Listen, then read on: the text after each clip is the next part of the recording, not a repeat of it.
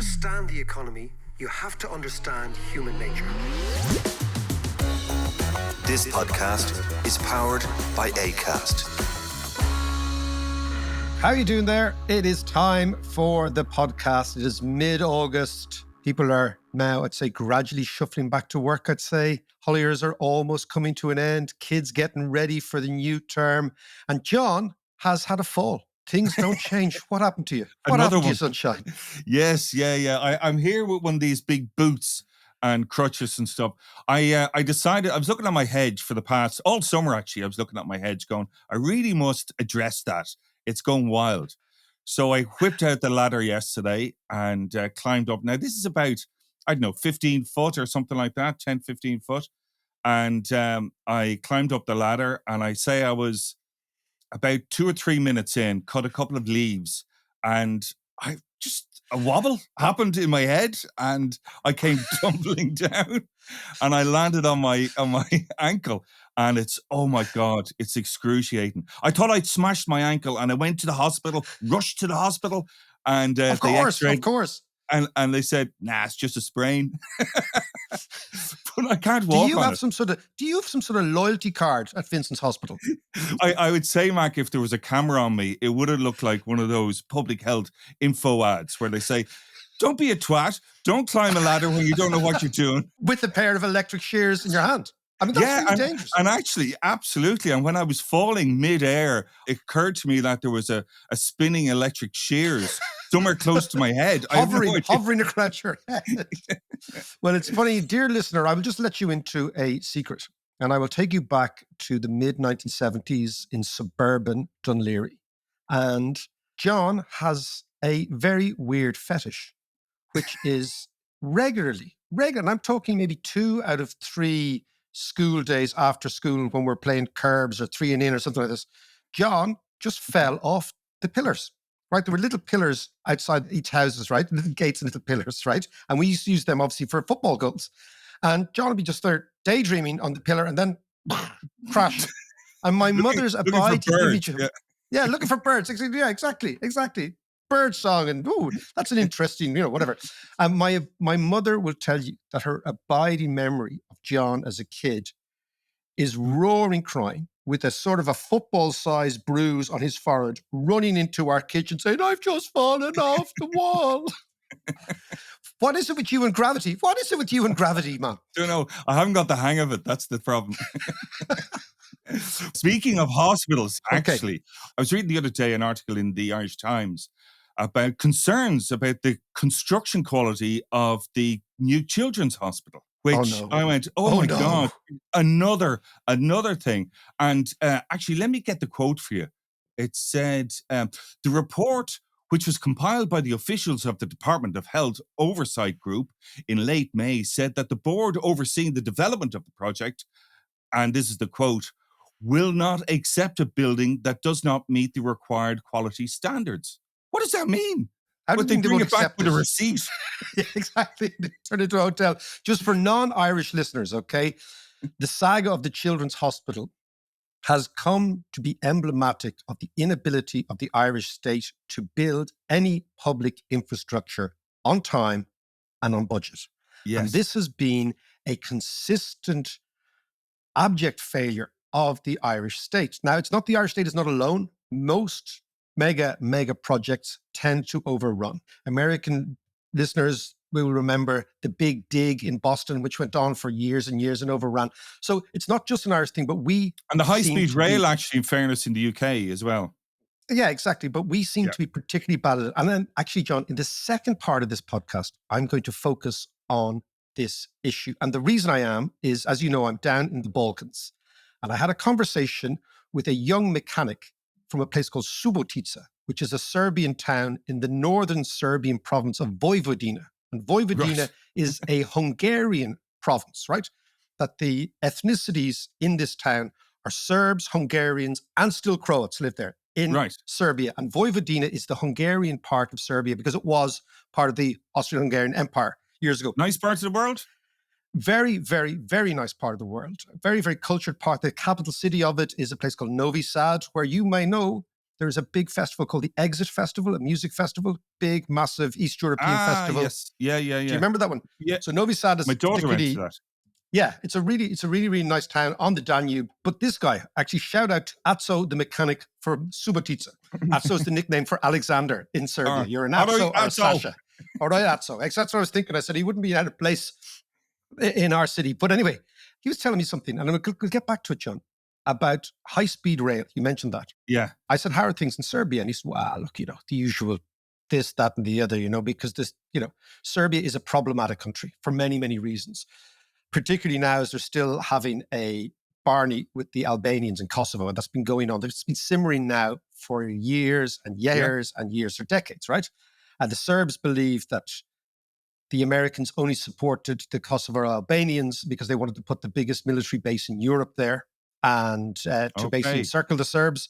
And of course, the Kosovo Albanians think that the Serbs behaved appallingly and were involved in ethnic cleansing back in 1997 when the war broke out there. But of course, the interesting thing is in the war in 1997 where NATO bombed Serbia, and the Serbs absolutely remember this. And in fact, this guy's a kid, and he was in a air raid shelter for a lot of his first year as a kid because of the ongoing NATO bombing.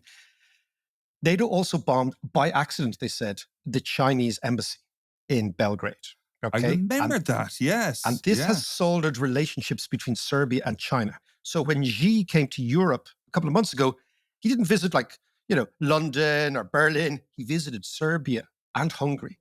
And not, of course, the typical capitals, right? But anyway, the interesting thing is the Serbs have a GDP per head of around $10,000.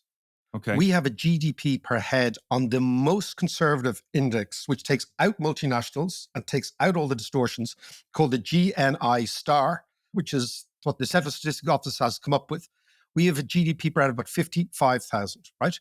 So we are over five times richer than the Serbs. And yet they have built a high-speed rail link between Belgrade and Novi Sad and Subotica going on to Budapest. And of course, who built it? The Chinese. They built it on time, on budget. They unveiled it. They talked about it in 2019. It's all up and running now. The whole thing. Wow. And that takes into account the fact that they locked down for COVID. Oh, yes, of course. Yeah. So what struck me when I was here, the lesson from the Balkans is we have a serious infrastructure problem, which we're going to come on to in a second. The second lesson, though, John, and this is an interesting one, is the following. Croatia here joined the Euro last year. The country has become incredibly expensive. The local people have all complained about the fact that tourism has fallen quite dramatically this year because the country has priced itself out of the market. It's kind of locked in those very expensive Euro prices. And of course, it doesn't have the income to generate those prices. And it just struck me that, countries have to be very, very careful when it comes to their exchange rate, because the exchange rate is such an important price. It's the most important price for a country because it prices everything, imports, exports, everything. Sure. And my sense is that in an effort to move away from the Balkans, so it's called the de-Balkanization of the Croatian mind, because the Croats have always felt more Austrian, closer to Europe, etc., and not closer to the Southern Slavs, particularly the Serbs. And of course, is this a specific policy to de-Balkanize? Yes, it is part of the overall Croatian orientation. So this next year marks the 30th anniversary of the Croatian victory in the war over the Serbs, right? So it's 30 years ago. Wow, and it was a thing called Operation Oluja, which means storm in Croatian. And it happened on the 5th of August of 1995, where the Croatian forces, right beside where I am here, in a town called Šibenik, moved against the Serbs in a place called Krajina. And Krajina, the Croatian Serbs, there were 400,000 of them, was a part of Croatia, but there'd always been a massive, massive Serb population. And those Serbs, ironically and interestingly, were planted as a buffer state by the Austrian-Hungarians against the Ottomans. And that's how long ago they were there. Because in the Middle Ages, the Serbs loved to scrap.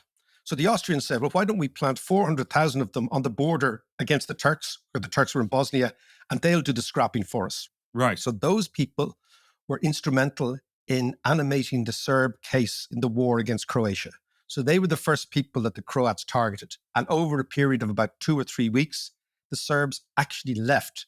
And the data suggests that it was a deal done by Milosevic and the Americans, and the Croatians under Tudjman basically they just left. The Serbian population, they put up very little resistance and they fled. Right. And then the Croats moved into Bosnia, or some Croats moved into Bosnia.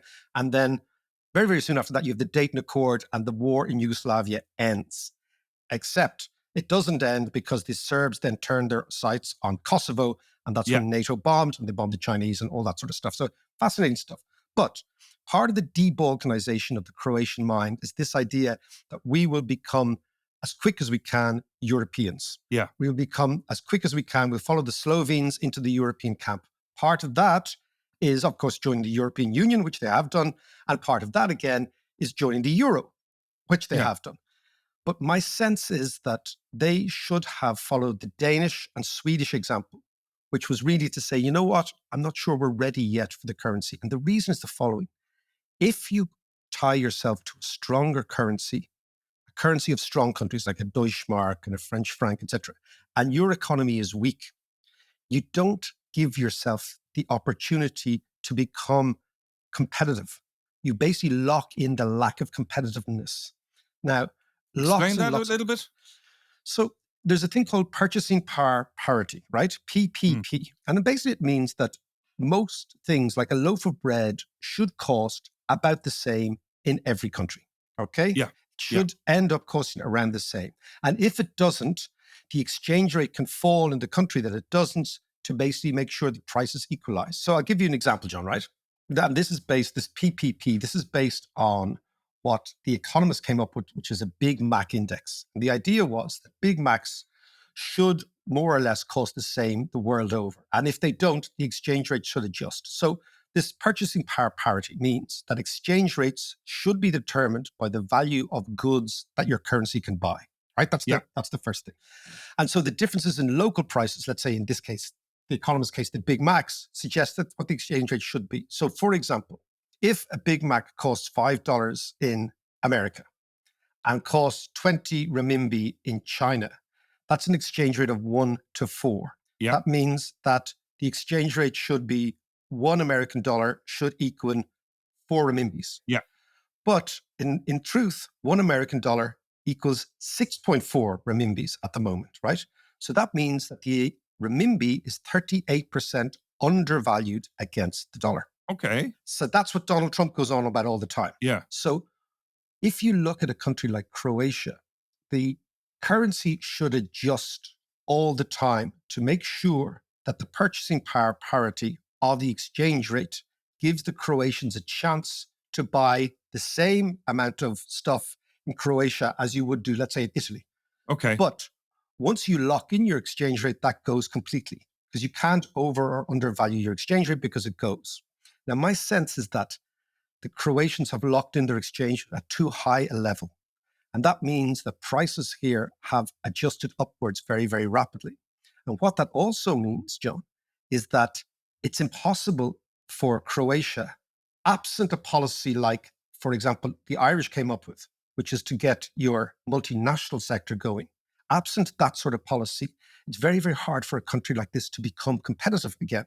Okay. And that means that it'll have higher levels of unemployment, which is why Ireland gave out 44,000 PPI numbers to Croats over the last 3 years alone, to Croats alone. Wow. You'll have higher unemployment for longer. You will have bigger budget deficits, which they have. You'll have, obviously, then if you have bigger budget deficits, you'll have a higher debt to GDP ratio, which they have, because they can't offer inward investment the type of competitive environment that it needs, number one. But number two, and most crucially, number two, for the Croats, is it's very difficult for domestic industry in Croatia, therefore, to become competitive on the world market, because they're competing with the Germans in their own currency. Yes. So this is a dilemma. Ireland managed to shimmy through that dilemma by, at the same time as we fixed our currency. We started fixing our currency in 1979, and then over the years we were devalued a few times, and then eventually we ended up joining the euro. But we also came up with this coincident policy of the multinationals. So what you're saying then is that Croatia shouldn't have joined the Eurozone Joining the EU is one thing, but joining the Eurozone and keep their Is own another currency. thing. And then what would have happened then? Well, that's what Denmark and Sweden did. And I always thought, in fact, that Ireland should have done something similar. And when the euro looked as if it was about to blow apart, you might remember in 2011, 2012, there was the euro crisis. Yeah. My sense was like, you know what, if this happens, it will not be the end of the world because we reinstate the punt. And I think the punt would have been actually the punt would have ended up being stronger than the euro because our GDP was growing so rapidly. Yeah, but what would have happened to the Eurozone then in general if we didn't join the euro or, it started falling apart, the euro in itself? Well, the key thing, I think we've talked about this, the key relationship in the euro was between France and Germany. And everything else kind of comes secondary. France, Germany, and Italy, actually. All I think is that when smaller countries abandon their exchange rate, what they do is they give away a very significant policy tool. And that significant policy tool is the ability to print your own money. So the interesting thing about the euro is we don't use our own currency. The euro is not the Irish currency. The Irish central bank can't just print the Irish currency anymore. Yeah. Now, what that does is that changes dramatically the adjustment in the economy. And the adjustment in the economy then has to come from employment, real industry, etc. So what happens is if you are in an overvalued currency, you will have permanently lower growth rates unless you can come up with some big change in policy, which we did, called the multinationals, right? Right. Had it not been for the multinationals, Ireland would have had I think, disastrous industrial policy. And the reason is the following: Irish companies can't compete with German and French companies on the open market without an exchange rate that is weaker. And what we see in Ireland now is that we still have precious few domestic companies that are export orientated and are winners in the exporting market. Very, very few. Very, very few. The other thing I was thinking, John, the Big Mac Index, right? The reason the economists use the Big Mac Index is because the Big Mac is a true representative of globalization. Yeah. But so too is the Irish pub. There are very few countries in the world that don't have an Irish pub. Yeah. And I remember coming up with the Irish pub usually. Index. Yeah, I know they're a scourge, but it doesn't matter, right? If you think of one emblem of Ireland, it's the Irish pub, right? Yeah. And they're in almost every country, bar a few African countries. But if there's an enterprising listener out there, right, who's interested in an economic project, this could actually be an extremely good final year economics project for university, which would be the pub index of exchange rate. And the first person who does this can get an internship working with me. Right. So what we got to do is get all the prices of pints all around the world, get all the exchange rates all around the world, and see, using the same methodology of the Economist Big Mac Index, whether or not the price of Guinness tells you is the currency overvalued or undervalued. What about the quality of the pint, though, as well? Well, the quality of the pint we cannot vouch for. We cannot vouch for the quality of the pint, okay? That's another thing. But that would be a fantastic project. That's brilliant. I love it, yeah. Okay, so basically it is, join us on Patreon and we can chat away all the time, which I do to the patrons all the time. And the prize is an internship with myself, working on podcasts, working on books, working on public speeches, working on all sorts of stuff, right? Working in journalism, all that sort of carry on. And obviously working with me in Trinity as an assistant when the course rolls out again. So it'll be great stuff for a young budding economist. We'll come up with our own PPPP index of exchange rate, which is the purchasing power parity in pints of exchange rate. Fantastic, John. Love it. And now we will get back to the issue at hand, John, which is the issue of public investment. But maybe we should take a break. I think so, for a pint. Exactly. No, you can't, John. You'd fall off the bleeding stool again.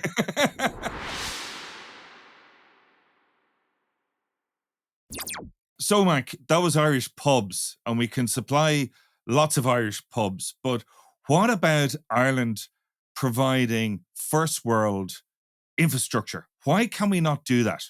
So, John, there is a link, right? Because if Irish people can go abroad to like Mongolia and China and open Irish pubs, I mean, this is a logistical, not nightmare, but it's a logistical problem. It's difficult to open pubs. Yeah. If loads of Irish entrepreneurs can do that, why can't we build a railway? Yeah. There has to be something. And I think the issue is the state.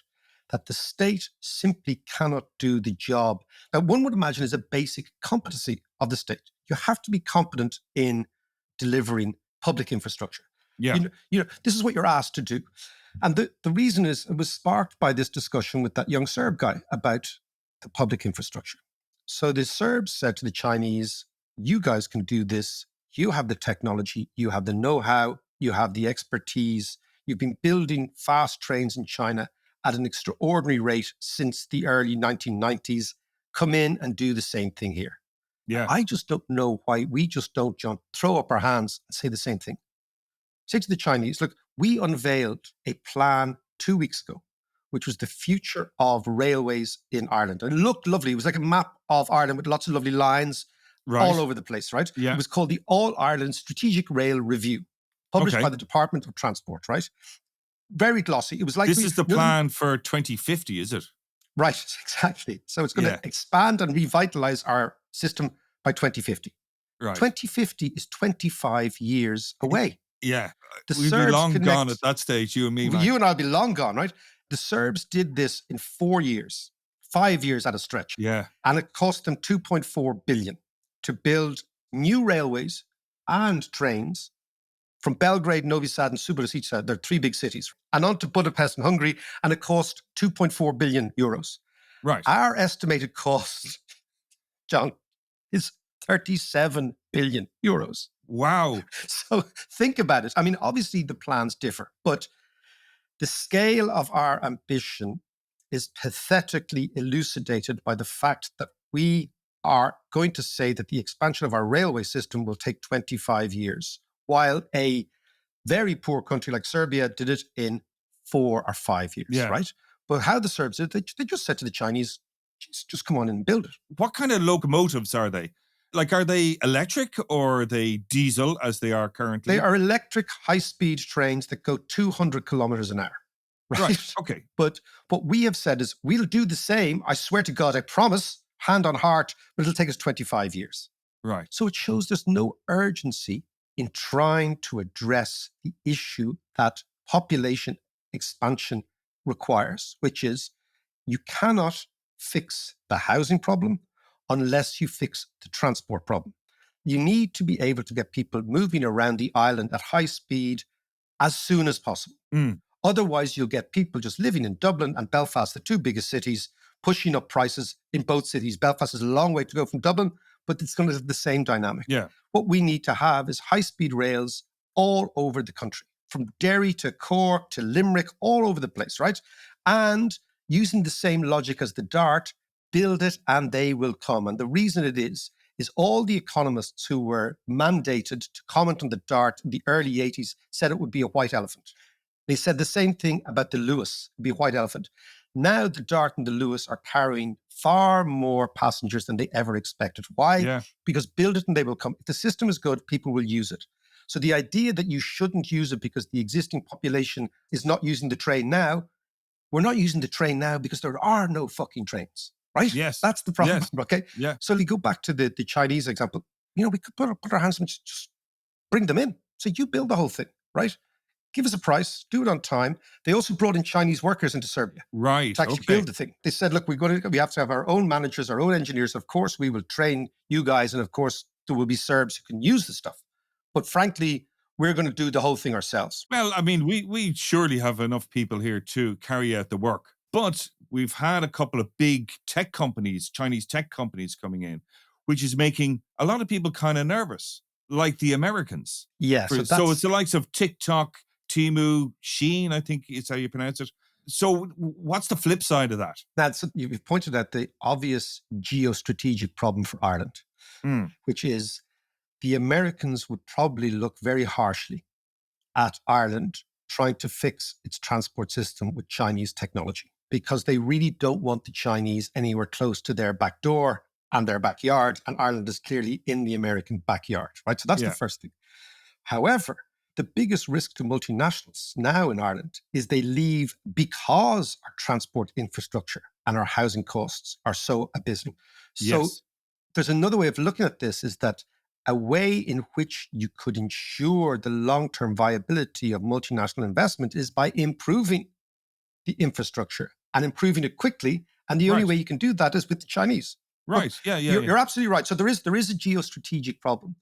There's also a thing what I would call avant-garde Q-tourism, John, right? Right. Right. So What's that? avant-garde Q-tourism is to pay for the Chinese trains with American corporate tax money to benefit the Irish citizen. That's a really Ooh. cute tour. Like, would you imagine if like a Healy Ray would come up with something like that, right?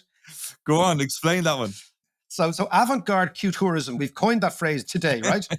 And then when you look at Q-tourism all around the country, right? And then you imply the avant-garde bit, you can see it everywhere. But maybe Ireland becomes, instead of like a kind of a theatre for a proxy war, could become a theatre for proxy peace between America and China. Well, absolutely. This could be, I'm just thinking it's Q-tourism for the TikTok age. And also, this is not a bizarre idea, John, because I've always thought Ireland is a neutral country, but we don't deploy our neutrality in a positive way. It's always seen as a negative thing. We're not going to do this. We're not going to do that, right? Finland did something amazing in the 1960s, 70s, and 80s. It made itself available exactly as you've just said. The Finns created a safe space for the Soviets and the Americans to discuss things. So what they did was they said, we're neutral. We can be the honest broker here. And you guys can come, sit down and sort out your differences in that old-fashioned way of talking face-to-face. So the Finns actively use their neutrality to be a player and to be, as I said, a safe space or a host of the Americans and the Soviets, who the Americans and Soviets trusted wouldn't open their mouth. Yeah. Maybe our problem is our proclivity for gossip, John. we might be able to keep the beak shut, to be things appearing online and chat forums. But you're absolutely right. There's the whole point of being neutral is you've got to reinvent it all the time. Yeah. But even if we didn't want to use the Chinese to build the trains because of a conflict of interest, I actually happen to believe if you package this in the right way, you could convince the Americans that it's a win-win situation. Yeah. I really do. But that being said, Italy, the Italians who everyone likes, there's a big cross-country study called Transit Cost Projects. You can Google it, right? Found that on average, Italian transit projects cost 57% less than the global average. And fascinatingly, in the last 30 years, where construction costs have gone up in almost every country, they have fallen in Italy. How come? Because two things is, the Italians came up with a big anti-corruption drive in the 1990s. Yeah. So what had happened up to then was that a big project, like a big rail project in Italy, would be given to a favoured bidder. Right. And the favoured bidder would trouser a few shekels and Bob's your uncle, okay? Whereas the Italians came up with a big, massive anti-corruption drive, which was number one. But number two, they maintained state competence. So they set up engineering companies within the state that were charged explicitly and exclusively with building public infrastructure. So the best engineers in Italy joined these municipal companies. And these Of municipal course, these companies... were non-profit companies. Yeah, they were state companies. So, for example, the most successful one is in Milan, where they build metros and roads and railways, and they build them on budget, on time, etc. So the image of Italy being this sort of wasteful, laid-back country Bunga party. Yeah, it's not the case. There still might have a bunga party. I'm not sure about that, but I mean, but the idea is that it actually has cracked the dilemma of how to provide trains and metros on time and on budget. I think the Spaniards are also very, very good at this, and they've built a transformative rail network in Spain. Well, I used the Spanish network there last year extensively, and I thought it was brilliant. And the interesting thing was, it was packed. And you could always get a seat, but it was full. Every train was full. Yeah. I'm talking about the intercity trains. Yeah. Yeah. And I mean, if you don't like the Chinese, inviting the Italians, because what's very clear, John, is we cannot and should not leave public infrastructure up to the Irish state, because the Irish state cannot deliver. That is very, very clear. And the key metric for public infrastructure should be value for money for the citizens, because it is our taxes that are paying this. I'll give you a couple examples. You opened up the show today, John, talking about the Children's Hospital. Yeah. The Children's Hospital original estimated budget for construction was 790 million, and it is now 2.4 billion.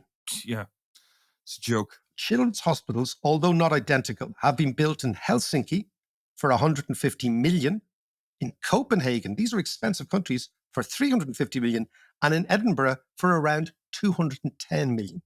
And we are going to build a children's hospital that is going to cost 10 times more than a new hospital in Edinburgh. I mean, this is crazy stuff, John. Yeah.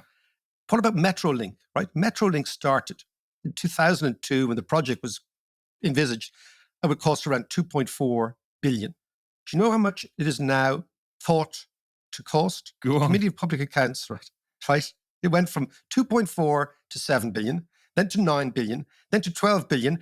And I quote, the cost could be as high, this is the Public Accounts Committee, right? But they're kind of guessing as 21.5 billion euros. Okay. Wow.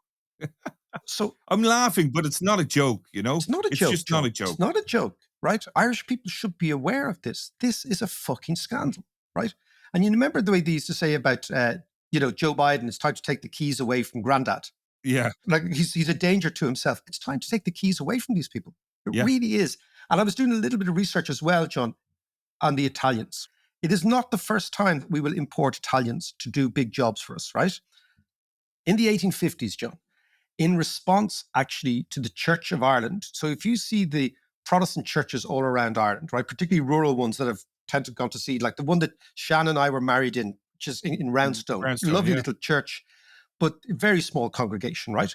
But those churches were built as part of a conversion drive. You know the expression soup eaters? Right. He's taking the soup, right? Yeah. There was a conversion drive before, during, and after the famine to convert local Catholic people to the Protestant religion, to the Church of Ireland. Really? And that's what they talk about being a soup taker. And part of the bribe to the Church of Ireland was that you'd get better quality soup. You'd actually be fed. Yeah. So, I mean, this is pretty cynical stuff. But another part of that drive was a massive church building campaign. So all those really pretty Protestant churches that are all around the country were built in this period from about 1850 to about 1880, which was Wow. a massive sort of a Victorian drive to convert the Irish Yeah. to Anglicanism. And of course, those populations have fallen off completely, which is why those churches are largely empty. But the Catholic Church, of course, didn't take this line down. They said, okay, well, screw you. If you're going to convert our people, this is a turf war. It was a turf Yeah. war, it's a head count. Yeah. So the Catholic Church then started to build big cathedrals, like the Pro Cathedral, like the one in Westmoreland Street, Yeah. like the one in Rathmines, all those big churches, Yeah. right? Beautiful. Yeah. And of course, when they started to build these big churches all around the country, which was basically a two fingers to the prods, basically saying, stop scalping our demographic. They wanted to create them as very ornate so that those churches would stand for the magnificence of the Catholic religion. Yeah. But we didn't have any real craftspeople who were basically into creating beautiful churches. So where did we go? We went to Italy. And the Catholic Church talked to their Italian brethren and found a whole load of Italian craftsmen, painters, sculptors, all this sort of things. Yeah. And we You know, actually spoke about this when we did our fish and chips episode, actually. Exactly, John. And that was the first wave of Italians. Yeah. And one of the sons of an Italian sculptor who came here to make beautiful statues in the churches was a fellow called Joseph Nanetti, John, who became the Lord Mayor of Dublin. Not only did he become the Lord Mayor of Dublin, the first ever foreign Lord Mayor of Dublin, but he also featured as himself in Ulysses. There you go. there's There you go. always a link back to Ulysses. Always. He featured as himself. Google him, Joseph Patrick Nanetti. Brilliant. Joyce was obsessed with him because he was Italian and he was the Lord Mayor at the time. And of course, he appeared as himself in the great book. Yeah. But my point is not to make a point about Ulysses. My point is, John, to say that importing skilled craftspeople, engineers, technicians with different know-how was something that Ireland was doing in the 1850s. That's Yeah. my point. And it's the same requirement exists today. We need to import and to outsource all this building away from the hands of our public servants because they can't do it. Not Yeah. because I've got something against them, they just can't do it. The litany of overruns and budgetary failures and cost failures, etc., tells us you're looking at the data, we're looking at the numbers, we're looking at the competence, and we have to conclude they just can't do it. And out there in the big world, there's Chinese, there's Italians, there's Spaniards who can do it. And we should just simply outsource that and allow them to do it on time and on budget. And we should expand the global Irish footprint and empire by building pubs. And that's it. You know what I mean? Like That's the do quid what pro quo. do what you're good at. We're just not good at building public infrastructure. Accept the fact, let somebody else do it and move on. Otherwise, John, all we're doing now is gouging ourselves because taxpayer is paying for everything. And the taxpayer is now on the hook for the incompetence of the Irish state. And somebody has to actually act in the interest of the taxpayer just for once, John, just for once. We leave it there.